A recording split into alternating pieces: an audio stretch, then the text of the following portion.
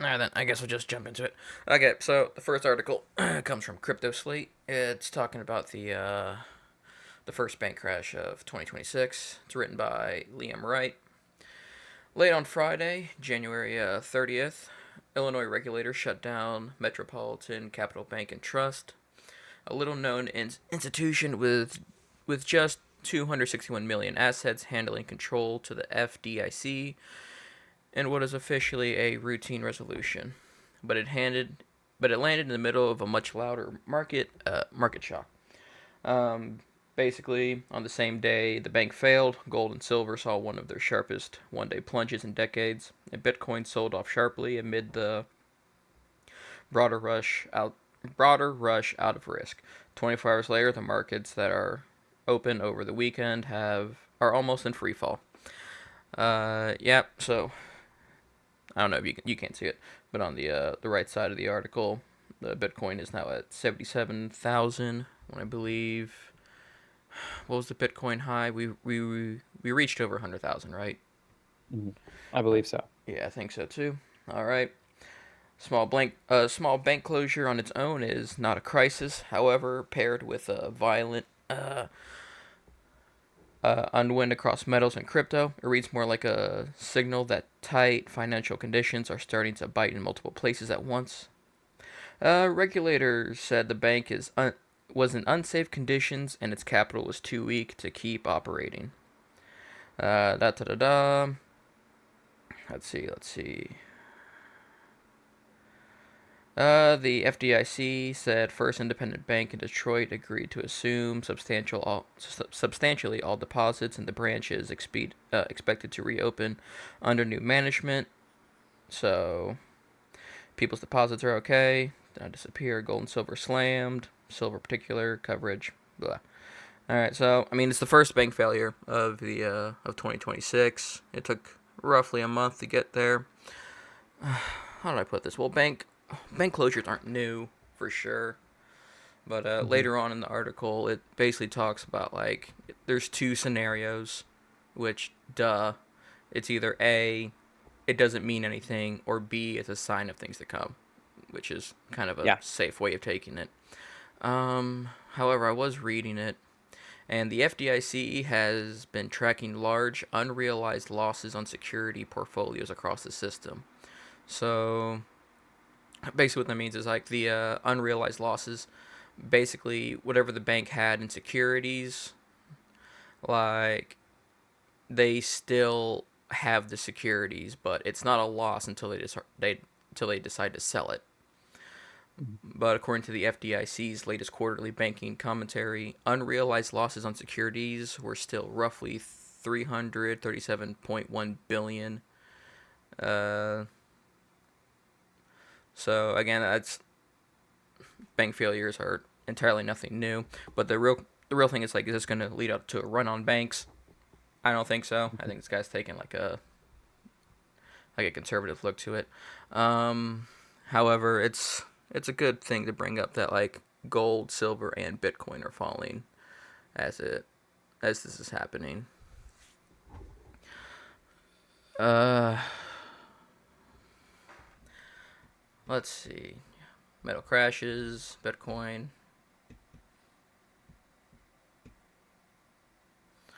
Da da da. Now, how should I put this? I mean, markets rise and fall all the time, and Mhm. again, this is as the guy pointed out in the article. This would have like a bank closing in Chicago is wouldn't make national news if it wasn't for the gold and silver and Bitcoin dropping, Yep. which I don't know, it has multiple meanings to it to me. Like usually when the value of the US dollar goes down, people buy gold and silver as like a safe bet against it. Yep. However, when people start selling off their gold and silver, like I'm not entirely sure. Like I don't know how to put this. Uh, Man, I don't know what I'm doing right now. when people start selling gold and silver, oftentimes it means they've regained faith in the rest of the economy now. Or at least Yeah. something akin to that. Is that what you're going That for? was thinking. Yeah, like people are starting to be like, okay, maybe it might be a good time to start holding on to dollars and buying Yep. stocks and securities again. Yep. Riskier assets. Yeah. My thing is like if that's going down, like you would think people would be buying more Bitcoin because I know it's like the gold of the cryptocurrency world, but Hmm. like usually when the value of the dollar goes up, people start buying Bitcoin as opposed to gold Yeah. and other cryptocurrencies, and then that cryptocurrency circle starts up again. Yeah, I mean it's definitely like a very difficult one to like parse through. Um, I definitely agree with the sentiment that like l- probably this wouldn't have made headlines unless there was some like really wonky stuff going on, like with the San Francisco bank that shut down a couple years ago. It was like a Mm-hmm. venture capital bank. It didn't look like this was that kind of bank. This just looked like, they shut down for like what would be considered normal reasons. But then when people saw that and like you said, coupled that with like the weirdly steep drop in the price of gold and silver, and then a similar price drop, which is so gold and silver being the very, very safe and stable assets theoretically, and then Bitcoin being a cryptocurrency, being like probably the most volatile asset, also going down.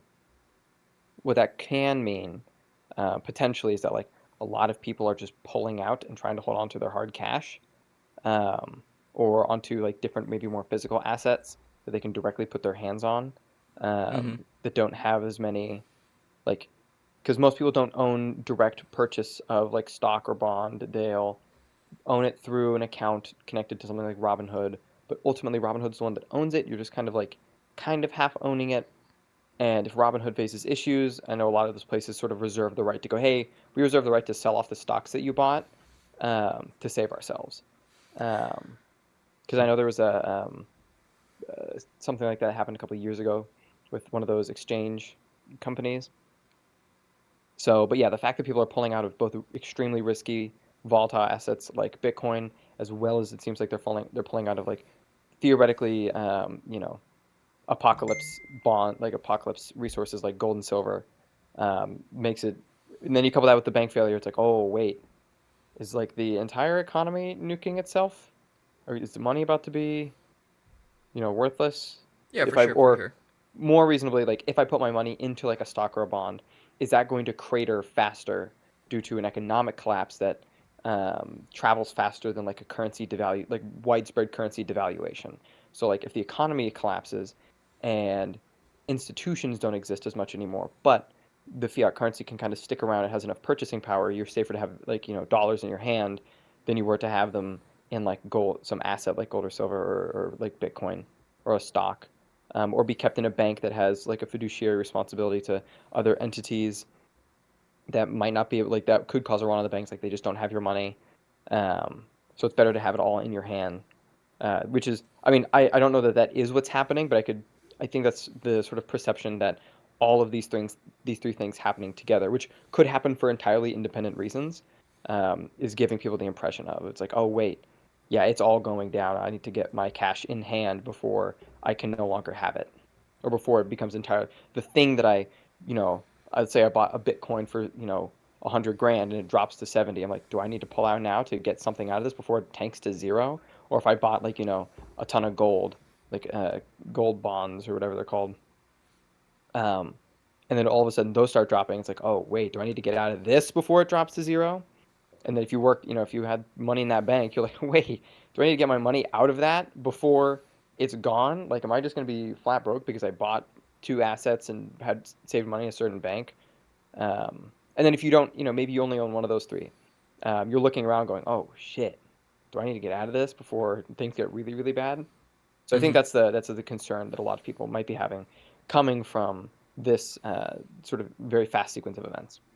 Oh yeah, absolutely. And I was looking it up on YouTube about other people's views on the bank on like the bank closure and Hmm. like what I was searching for earlier was like the FDIC, they do things called like a bank stress test, where the regulators, like, they put the bank through like hypothetical, like, well, high stress economic scenarios, and if it can't Hmm. survive those, that's usually one of the factors of like, hey, we're gonna shut you down. So that could be like the bank was just, they didn't have enough, like, like the security. I stated earlier, like the Yeah, they're over unrealized leveraged. losses might have to be like, hey, it's too much. That's why it's. And if I'm mistaken, like, I read somewhere that, like, again, the a bank in Detroit is gonna be taking over, so it's, Yeah, this is something that seems like planned. So I'm not sure. I don't think the bank closure and the drop in gold, silver, and Bitcoin are like necessarily connected. Yeah, related. I'm sure like some people read the headlines and started pulling one way or another for sure, but yeah, I mean that's what I think. yeah. I saw that as well with the like. It said there is going to a bank in Detroit, and it makes sense if you think about the like FDIC doing these kind of stress tests, Mm-hmm. because I mean, especially given like 2008 and a whole bunch of other like the history of like banking and stuff, it makes sense if like, all right, if you're running a bank, we kind of want to be able to come in and be like, hey, are you, being responsible with these people's money? Are you doing managing this in such a way as to where if a catastrophe were to happen, you could weather the storm and your, clients would be okay. And it seems like with this they failed that. It's like, hey, you're way over leveraged, so we're gonna, do a test here to see, hey, what would happen if, all of this actually got pulled through? Uh-oh, yeah, sorry, you were being irresponsible, so we're gonna shift all this over to another bank that is more responsible than you are. Yeah. So I like mean, it just an unfortunately timed like random test it seems. yeah. I mean, I guess what it seems like, and again, the people. It seems like the people in the banks, like Detroit's taking over the bank, and it's probably going to be open again starting Monday, which by the time this video is Yeah. posted should be today.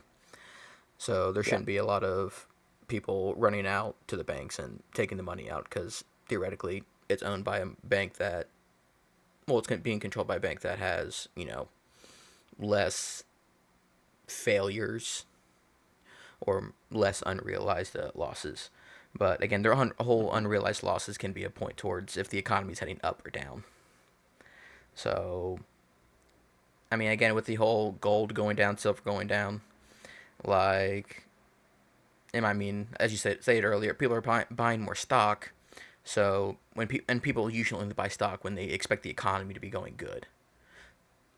But Yeah. with the banks itself, I'm not entirely sure. So we'll cut that there, and we're gonna go to something I find a lot more interesting. Is the in Virginia? It's only, I believe it's only Virginia. been like 1 or 2 weeks since like, I believe the Democrats have taken a lot of seats in Virginia, and they're I believe introducing so. yeah, and this article comes from MSN and it's written by Nick Minnock, and it says states Virginia Democrats introduce flood of new tax proposals despite running on affordability. Da, da, da, da. Virginia Democrats have introduced more than 50 new tax proposals this legislative season, despite campaigning on making life more affordable for Virginians. During last year's elections, Democratic lawmakers have proposed several tax increases and new taxes, limited but not including additional local sales tax on all Virginia counties and cities, a new personal property tax on electric leaf blowers and electric landscaping equipment. So if you have a side business of taking care of people's lawns, that's gonna hurt a little bit. Hmm. Large employer tax, gun and ammunition tax, no surprise there.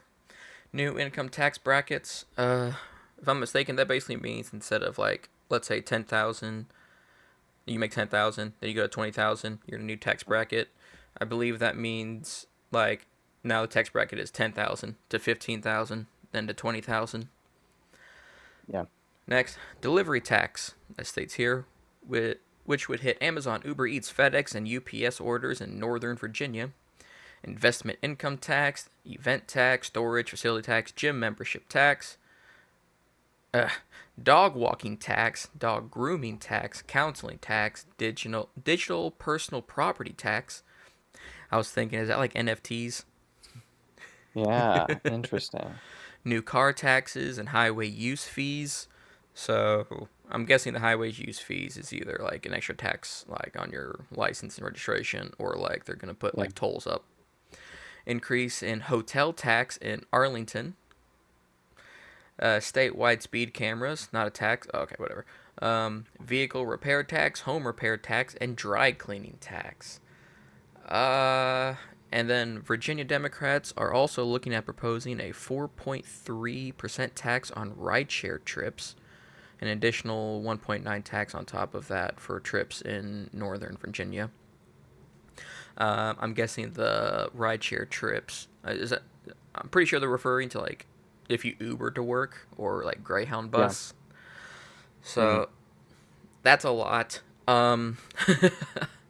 And it should probably go without saying. Usually, the goal of taxes it has one or two like there's usually one or two goals when it comes to taxes. It's either a the government thinks they're going to get more money from increasing the tax, or b the goal of the government is to like push people away from whatever they're Yeah. trying to Discourage your tax. behavior. Yeah. Mm-hmm. So, like for example, the gunning ammunition tax, it's they're probably thinking it's going to push people away from buying guns and ammunition. Another example of that is the electric leaf blowers, which I find funny. It's very specific, and electric landscaping equipment. So, at least in my mind, if it's supposed to deter people from having like a side business of mowing people's lawns and taking care of people's lawns, personally, Mm-hmm. because in my mind, if that's your primary business, you probably already have the leaf blowers and landscaping equipment. Yeah. So this would be hurt more people who are like, oh, I don't know, would you consider pressure washers landscaping equipment? Maybe. My knee-jerk reaction was probably the reason they specify electric is because I bet there's a there's an existing tax or some existing other form of like regulation or like additional fee that already exists in Virginia for gas-powered versions of these, like a gas-powered lawnmower, a gas-powered leaf blower. Like the Okay. gas-powered versions of these, you get them at sort of the pump. But if they get electric versions, then like your previous model where it's like, okay, when we put it state tax on gas, we understand that this goes to more than just like automobiles. This goes to like your gas weed whacker and your gas lawnmower. And it's like, well, now if a ton of people are charging these things, like they're using batteries and it's electric, well, now you're the like you're just not making that revenue you used to, right? People are moving away from the gas stations towards a much more shallowly or like broadly distributed resource like electricity, which is probably a lot harder to tax for like those kinds of things, or like doesn't translate as well into a tax for that stuff. Or if someone has a generator, you could more efficiently power more tools. So like, okay, you have one generator and it takes like 2 gallons of gas, but it can power your entire fleet for like a week versus 7 gallons of gas or 20 gallons of gas Mm-hmm. to make sure that all your stuff runs continually. So that to me, that's what they're probably trying to catch. Is like a whole bunch of these in like this large landscaping industry switched over en masse to like electric stuff when it became good, and now they're like, hey, whoa, we just we watched our revenues from this go down, and we need to find a way to like get that back. That's how I would read that. But like it Okay, could yeah. just be Okay, yeah, that's fair. That's fair. Yeah, I didn't think about that. Like, again, it's still to me, it's like we want a piece of your pie. So, yeah. and another one I thought was interesting was the dog walking tax. Like, Yeah, my reading over this entire list, I'm really getting. So Kentucky did something similar recently, where there's now a tax on services. I think it's like for something percent. mm-hmm. Um, I remember because it went into effect in like 2022, 2023, when I was working a service job, and I remember having to like tell people when they were like, "Oh, your prices went up." I was like, "No, they just put a tax on like service things." And reading over this list, it looks like what this is doing is it's in trying to catch the like service economy that's sort of becoming super dominant in the United States as opposed to a like resource economy. Because resources you can tax like per pound or per ounce or per unit or per blah blah blah. It's like, well, if the company just buys those things straight up and then provides them to you as a service, as opposed to you directly getting the object, then like we're doing a different thing. Like you've got With taxes, it's like what you're trying to do is you're trying to find where money, the most efficient way to tax is to tax where money is moving. If you try to tax static money, it doesn't work very well. It's also very complicated and hard to do. So you try to like siphon off of like when money changes hands, you're trying to sort of reach right in the middle and like pull a dollar off the top. So like with dog walking and dog grooming and counseling and you know, events and that type of stuff, or like vehicle repair and home repair and dry cleaning. These are all services that are previously going untaxed. It's like, okay, we need, because they're becoming a much more dominant part of the economy, we are losing revenues that we used to have because they just don't exist anymore. And we need to find a way to replace those. But the only things that exist right now are services. So we're going to have to start taxing services, which we weren't doing en masse previously, which is like some of these I'm on board with for not even like taxing reasons, but just because I don't like the people that do them, like the delivery stuff where it's like the Amazon and FedEx and UPS. Yeah, that kind of sucks. That would be pretty annoying if like free shipping went away or the price on those just like Amazon stuff went up because they had to incorporate, you know, this type of stuff across the nation. But you know, a tax on Uber Eats, I'm not that angry about. I'm going to be totally honest. There are way too many people getting Ordering it, burritos, yeah. getting private taxis for their burritos, and it's I don't know. I don't Yeah, like the kind of like I don't get that. Like, I don't. agoraphobic behavior that it encourages. Yeah, my thing is like I don't get the whole using Uber Eats, DoorDash stuff because like a Mm-hmm. the company itself is charging you for the delivery. Okay, that's Mm-hmm. expected to use their service. B, you have to pay the we don't have to, but it's generally advised that you tip the driver. And C, what really gets me is the companies are upping their prices for the apps, independent of the like the Mm-hmm. app itself taking the money. Mm-hmm. So like instead of paying like $8 for a Big Mac, it's $10 for a Big Mac, You're and then paying 15. you gotta Yeah. pay the fee for the app, and then Yes. the tip for the driver. I don't even think Mm-hmm. actually I think you pay the driver and the tip is extra. So you end up Yep. paying like 14, 15, maybe $16 for a Big Mac For an $8 item. Yep. when you could just drive Yeah, down the it's road. I don't get that. Me personally. I don't get it. Dude, I've been seeing some discussion of this on Twitter, and like apparently it's like the average American spends like oh, how much was it? It was like $200 to $300 a month on it or something. No way. Like it, No dude. I don't way. remember, and I would need to confirm, but it's like absurdly high. I remember, girl I dated last year, like she would when I was over at her place, she would constantly have like, oh, do you want to get something ordered? I'm like, I have a car. We can just drive. It's like no, but you know, we can just get it on Uber Eats. I'm like, we're That's nuts. literally, we're on a college campus. We're less than a 5 minute walk from a restaurant. What do you mean? That is not It was two like, to three and hundred dollars. she didn't even think about it. It was just, yeah, why not just do this? It was kind of crazy. Um, How much Bitcoin you but can buy with that? right, ridiculous. Um, but some of the weirder ones that I'm saying, investment income tax, that's just hard. Just that's like a very incredibly difficult thing to make work from Mm-hmm. like a technical standpoint. And it's like the tax on unrealized gains. It just sounds dumb. Yeah, It's that's never gonna not good. work. Yeah, no, yeah. Um, what was the other one? Large employer tax. I'm curious what that will look like. Um, If because I I had to do guess, it think there's probably means probably, like if your business exceeds like 60 employees, you're paying a tax on top of that, yeah, something like that. um, maybe. I wonder if this, I mean, this is one of those things where it's like, I honestly couldn't care less if we wanted to like tax some businesses relative to scale, because there's like an argument to be made where like the value that is generated by the business versus the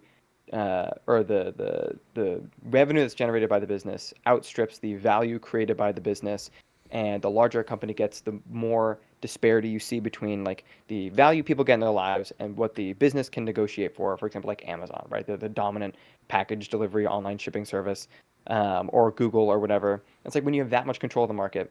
I don't know if this would be particular in this, where it's like probably the value you're creating has moved, or the revenue you're taking in and the influence you have has moved past the actual value you're creating, and you get to sort of maintain that disparity using your like sheer size. And so having some governmental agency step in and go, hey, you like this is you gotta like bring some of this back. You gotta like either like pay your employees better or whatever, right? I don't know that a tax is necessarily the best way to do that. It sounds like it's just something that's going to get passed on to the lowest echelons paychecks and be like, oh, so they have an additional 15% tax. Guess what part of the country, we're just going to cut 15% of our workforce, or we're just going to, blah blah blah blah blah. So I don't know that that's the best solution, but I can understand sort of the perspective of it, Oh yeah, yeah, and where it's like you're intentionally keeping this disparity larger than it needs to be, and we want companies that like help communities, not like intentionally like systematically destroy them to maximize profit for people who aren't there, right? Like let's say you have a coal mining company, you probably don't want the people who are mining the coal to be the people getting the worst end of the bargain. Like that seems kind of unfair.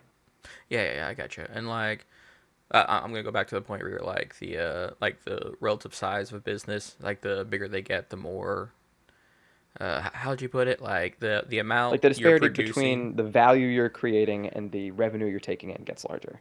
Yeah, I remember like that like the reason for that is like not reason for that, but like large businesses like that's how like their managers can get like $100,000 bonus.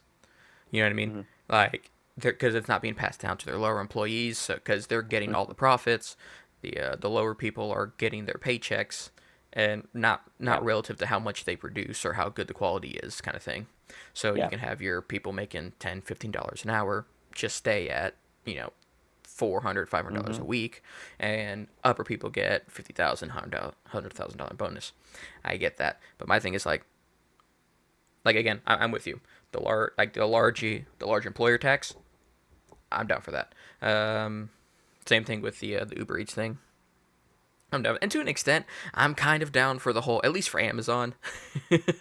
I don't mind Yeah. Amazon getting hit with a little bit more taxes, but for me, it's like this seems like, as you stated before, this is a tax on the service industry. They want a piece of that, but Hmm. my complaint with that is like these are services like for example I brought it up the dog walking tax. That Hmm. seems like someone who's like, oh, on the side maybe I'll have a side business, because the side hustle is a huge thing. It was a huge thing for the past Yep. couple of years. Like, oh, I need a little more money, I'll do a dog walk, like a small dog walking business, or like the electric leaf blowers, landscaping, and especially at the bottom too, the home repair and dry cleaning Hmm. tax. You know what I mean? Okay, maybe not dry cleaning, but that seems a lot like they're taxing the side hustle people, and Hmm. that's where I have a problem with, because that discourages people from starting a side hustle Hmm. business, which means all that money's going back to the larger people. So Yep. mom and pop service stuff, no go. It's either a discouraging people from doing that, or b uh, it's gonna either a push the extra tax onto either a the person making the doing the service. They either have to absorb that tax, or they're gonna have to charge extra Pass it on to the consumer. onto the consumer. And generally, when the cost is passed on to the consumer, that de-incentivizes people from using the service.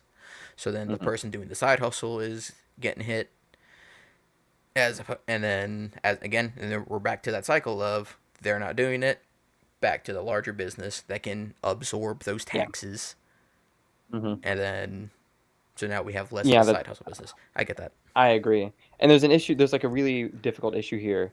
Very similar to sort of like taxing unrealized gains, where like the issue when you get down to like there's a level of granularity that exists in like this is a very technically another like tax on services is a very technically difficult thing to pull off unless you're a bigger business that can like put very limited borders on what particular services you provide and how much blah blah blah blah blah blah.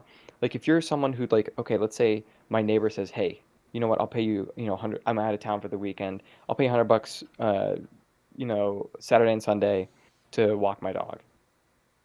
Am I getting taxed on that? Do I have to report that on my earnings? How much am I keeping track of this? Mm-hmm. Um, Yeah.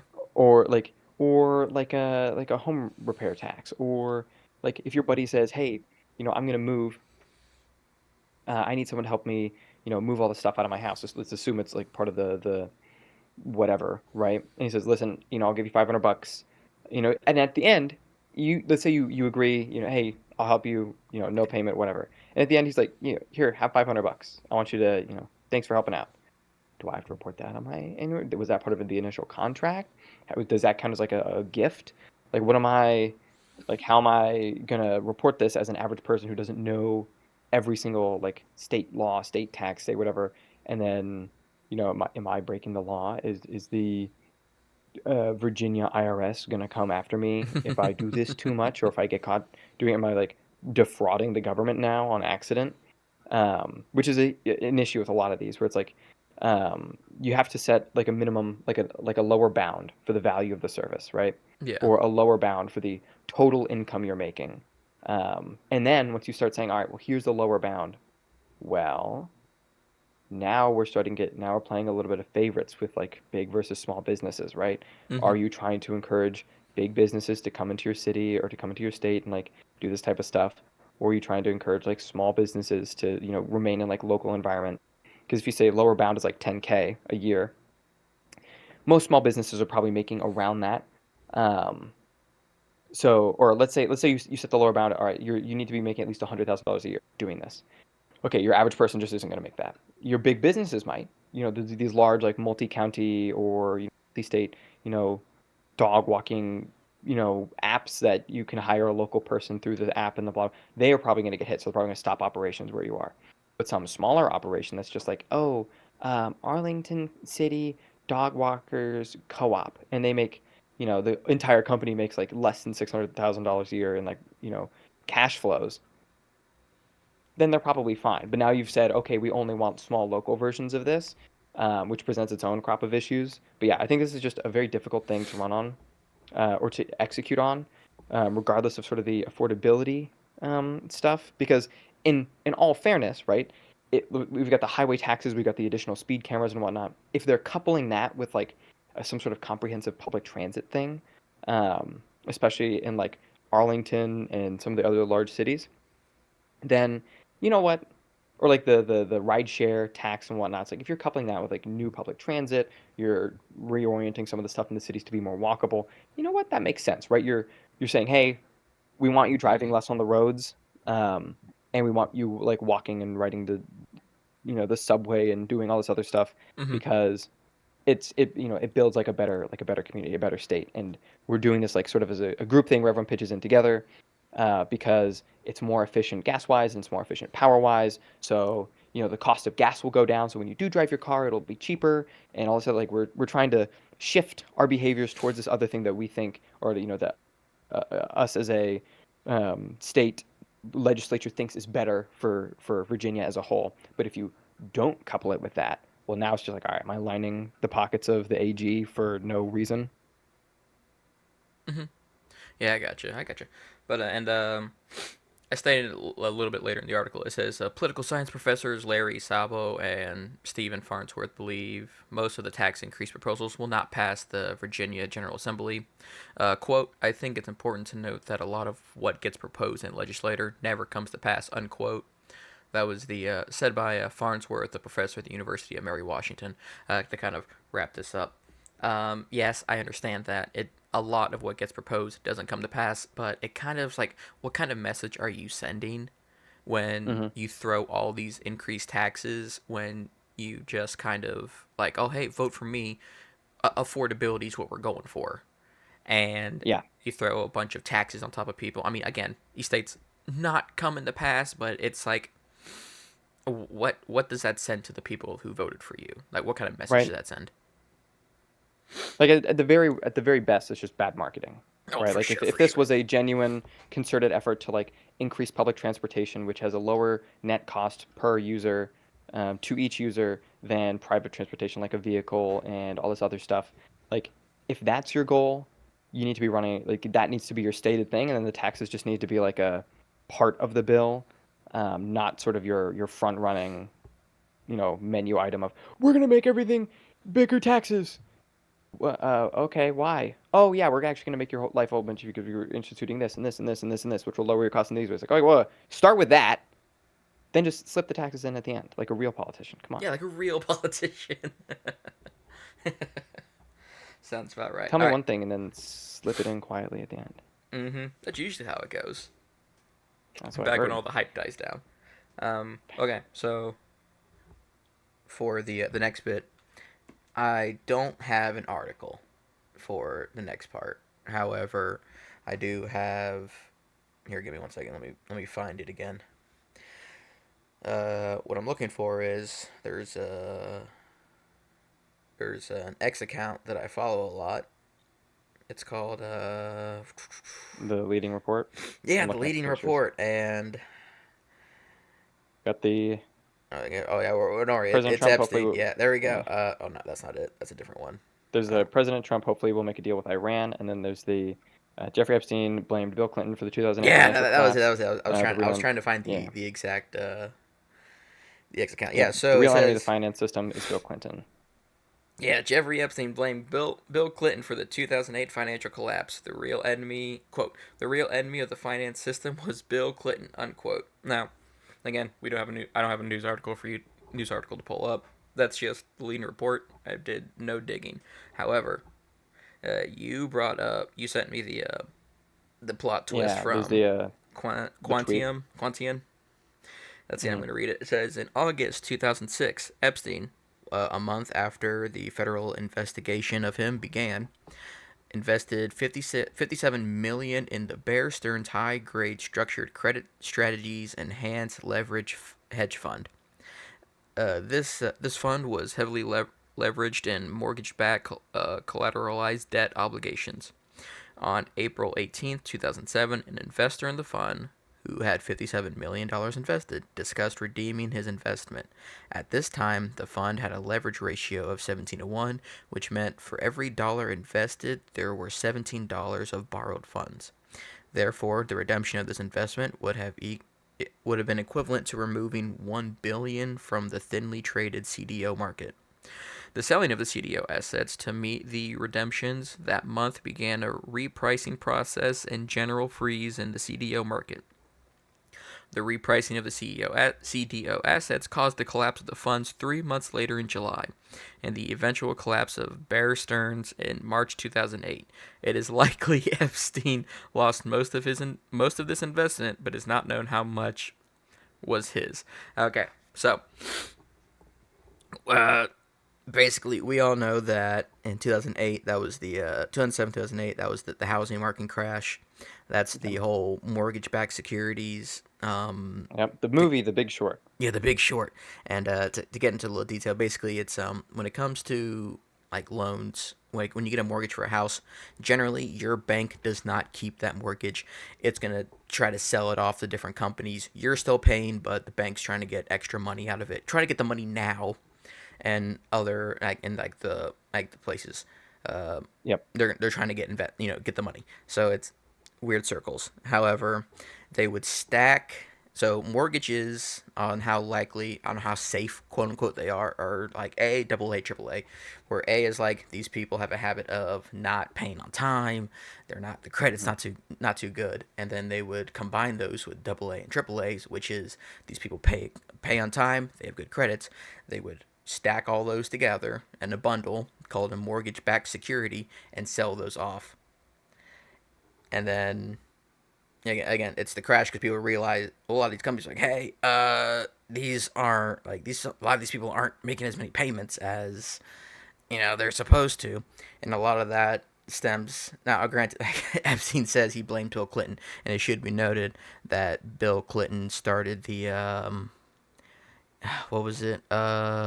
Oh yeah, the The Fannie Mae and Freddie Mac. well the I was like he lowered the mortgage rates, making it easier for people to borrow, which means that more people are buying. However, the more people getting those loans means that you're going to have a larger pool of people who may not be paying on time, and this, that, and the other. Again, it's a noble goal for be like, hey, I want more people to buy houses, but Hmm. it's also be noted that the more people buying, getting mortgages usually increases. Like, hey, there's a lot more people also not paying their mortgages or not paying on time. They're not Yep. paying on time. That means these companies who bought these mortgage-backed securities aren't getting the money they need. Well, the money they think they're getting. Hmm. And then once someone starts to realize, now I was reading a book, and apparently the quote between the people trading the securities is when it happens. The quote is I'll be out, you'll be out. Meaning they're going to be out of the market by the time the crash happens. So they kind of knew what was happening, but That's a I can't remember Yeah. what book I read that in. So, but once it did tip, it tipped hard, thus Hmm. causing the crash of 2007 2008.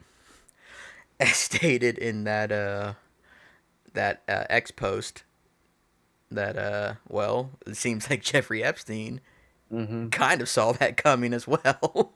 So he pulled Hmm. his investments out. Well, what we believe. So, yeah, that is certainly now a Right. good possibility that he Right. caused it. Isn't it the most insane thing about this whole Epstein leak is learning that he was behind like basically every horrible thing for like the past 10 years, Oh including like yeah, video game microtransactions. yeah. You told me about that. I didn't look into it, but man, like here I am, like blaming Bethesda for their Mm-mm. armored horse in Oblivion. Right? No, it wasn't the armored horse. It was Everyone the was wrong. PDF file. It was a PDF file. Oh It man, ruined it's so everything. weird to think like oh, what like everything he's like I don't mean to put it in a gross way, but everything he sunk his teeth into, Mm-hmm. like it's Yeah. that's nuts. He And is what like the godfather of enshittification of everything. yeah, and like what was it? 4chan polls? Is that what you told me? Yep. Like Slash poll on 4chan was him. Probably, I think the Ghislaine Maxwell was in charge of basically, or she was a head mod on the. She was like a Reddit super mod in general, and she was also I think like the head mod or one of the head mods of Reddit's r/politics. So like, yeah, it's really? so, yeah, dude. So much of this is coming out, and it's just like everything, every single thing that you think got worse over like the past 15, 20 years was because they intentionally made it worse on purpose to make people angry and upset and like fight each other, and like it's not like they didn't plan out every single specific event, but they intentionally pushed the domino hoping it would end up where it is. Like so Yeah. so many things. Yeah, and like, I saw It's I all heard it's keep going, keep going. you go. No, you. Okay. I was just gonna I be like it's remember crazy. I forgot who I was listening to. I want to say Tim Pool. I want to say that like Tim Cast, but I could Hmm. absolutely be wrong. But a theory that posted was like what what Jeffrey Epstein would do is he would invite people onto his plane, onto his island, maybe people who didn't know at least at the time what was happening, and then Hmm. be like, "Hey, here's a young girl, on my island," and then while certain things that won't be spoken happen, get Hmm. pictures, videos, and be like, "Okay, Hmm. now I have evidence of this. I need Hmm. you to start doing this." Right? I believe there was a it was either a New York Times or an Atlantic article that basically went over that like Elon, not Elon, Jeffrey Epstein was sort of like the de facto power broker. And the way the system works is like if you're a very rich and powerful person and you want to have more power and influence, what you do is you basically create these like social suicide pacts where Oh you yeah. say, okay, we're like, and you do it on purpose. So you have your small like core group of like Epstein and co who would do like the horrible, evil, like crazy stuff. Um, and they were doing it on purpose, partly as a suicide pact, but so you get sort of a reputation as the people who do this, but are so powerful that they kind of can't be touched, right? And then what you do is you put your feelers out for people who are interested in sort of joining the primary group to do sort of the horrible stuff, and hopefully people who are in power. And you find some people who might be interested in it, and you maybe put them in positions of power, right? So you're kind of looking for people who are already in power that are inclined towards you, and you're looking for people who are not in power but want to be and are also inclined towards you that you could help put into power, right? So you're looking for power that exists and power that could be. And then from there, once you start building out like Epstein and Co, doing these horrible things, document it, creating this like sort of giant suicide pact, because the more dirt you have on them, the more they have to trust you, and the more dirt they have on you, the more you have to trust them, right? You're doing these like suicide pacts, Yeah. and then from there you start roping in people who aren't necessarily associated with some of this, but you need influence over them, you need power over them, right? So if you can Mhm. get them to be associated with you unwillfully or unwittingly, now you have power over them, right? Now you're known as like part of, oh, well, you have connections with like Epstein and Co. I don't know, man. I don't know that I want to like, Mhm. work with you, or, if you can like unwittingly rope some people in, well, now you can exert influence over them because their reputations are at risk, because you just need to out the fact that, haha, you were a part of this. You were you're a part of the team, and we just have to all say that you're a part of the team, and you go down with us. So you're going to do what we say, which is what you were talking about. Mm-hmm. Um, and from there, and that's sort of how they built out their network. And some of the people would like, come over to their side and be like, I guess if it's going to be like this, I may as well reap the rewards and like work with the power they're giving me. And it's like you would rope them in and hope that they would be amiable to like, hey, we'll give you, we know that we kind of roped you in on this without you winning, without you knowing, but if you want, we can help you get stuff. Like we've got power, we've got connections, we've got influence. You just gotta officially join the Suicide Pact. Um, Yeah. but yeah, and there's a lot of that, and then if you were someone who's not super in power, and you're like, no, I'm gonna come forward about all of this, they're like, you kidding me? We've got so much stuff that we can just like we've got enough stuff that we can selectively release that basically just destroy you. Also, we could just have you killed. Like this is just an option that's on the table for us, because the people who could charge us either have no clue what's going on intentionally, or because if they did, that would like set off the suicide pact. Or the people who do know, we'll just set the suicide pact off on them. Um, so like you could try to come forward with this. No one's going to believe you. And if they start believing you, we can just have you quickly handled. Um, so yeah, that's basically sort of how the ring got bigger and bigger and bigger and more influential. Yeah, like Um, another thing like with the which is suicide why pact. his Oh, arrest sorry. was so. No, I You was can going you. to say, which is why his arrest was so both important and kind of meaningless, because he was still sending like emails to like the treasury from that New York federal prison. Like Yeah, was it he like meant I don't know when he got into the prison, but he apparently, according to he was arrested in someone on like TikTok, 2007, 2008. he's playing Fortnite in 2018, Mm-hmm. 2019. Mm-hmm. Yeah, I mean, like I guess well, if you're because rich enough, you can have that. well, if you're in charge of if you have a suicide like a power suicide pact with the people who basically control the system, you can pull on. It's like when you hear about the mob bosses, like the cartel bosses who are in prison, and they still operate from in prison. And actually, in many ways, it's safer for them to do so because they can control the channels. Um, so like there are some theories that like he went to prison on purpose to sort of like there's I don't know if you've heard about it where like they intentionally leaked some of this stuff. Though they would do it like intentional leaks to like fringe areas of the internet to help discount the entire like discredit their own story. Mm-hmm. Um, Yeah, I heard that. which is where like you basically just leak it to intentional like fringe skit like board social media boards populated by almost exclusively schizophrenics. You leak real stuff to them, and then no one will actually believe that it was real. Um, Yeah, and like so they Pizzagate. would do some stuff like yeah, right, or you'd intentionally or you'd change the characters. Um, but one of the things that they would do, or that people are speculating now, and honestly, given all the stuff I would believe it, is like he went to prison on purpose. One, so he could control channels.